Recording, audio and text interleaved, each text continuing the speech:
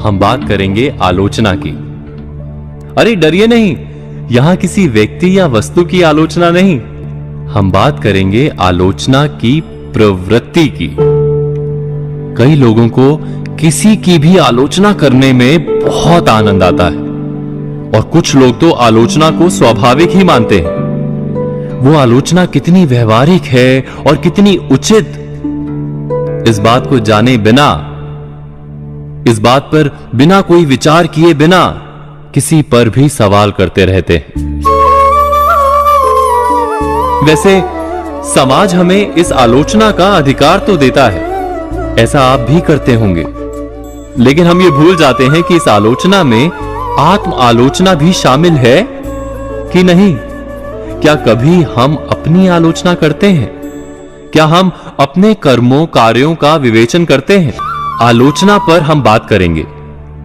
आलोचना का मूल अर्थ है किसी भी वस्तु या व्यक्ति के गुण और दोष, इन दोनों पर निष्पक्ष रूप से विचार कर उसके मूल्य, महत्व आदि का आकलन करना। लेकिन हम क्या करते हैं? किसी पर एकांगी आरोप लगाते हैं, निंदा करते हैं, केवल कमियां गिनाते हैं। इसे ही हम आलोचना कहते हैं ना। किसी पर भी प्रश्न करके उसे गलत साबित करना, और हम इसे अपनी सुविधा से उपयोग में लाते हैं। हम केवल प्रतिपक्ष या दूसरों की आलोचना करते हैं, लेकिन कभी भी अपने ऊपर कोई प्रश्न नहीं करते।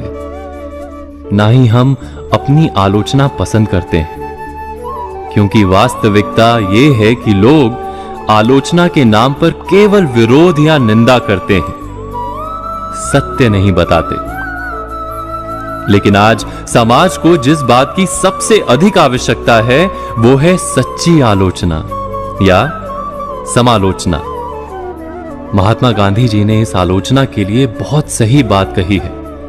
वह कहते हैं कि हम अपनी पीठ स्वयं नहीं देख सकते, किंतु अगर दूसरे इसे देखकर हमें बताएं तो हम उसे सुनना भी नहीं चाहते। यानी दूसरे के व्यक्तित्व के उन पहलुओं पर सही तरीके से ध्यान दिलाना ही सच्ची आलोचना है। बस हमें इस बात का ध्यान रखना होगा कि हम दूसरे की भूल, दूसरे की गलती पर प्रश्न करते समय अपनी कमियों से निश्चिंत ना हो जाएं। क्योंकि कबीर दास जी ने कहा है, बुरा जो देखन मैं चला, बुरा ना मिलिया कोई, जो दिल खोजूं आपना, मुझसा बुरा ना कोई। यानी दुर्भावना से भरकर आलोचना ना करें, बल्कि सद्भावना से भरकर सही राह दिखाने के लिए सम्यक समालोचना करें।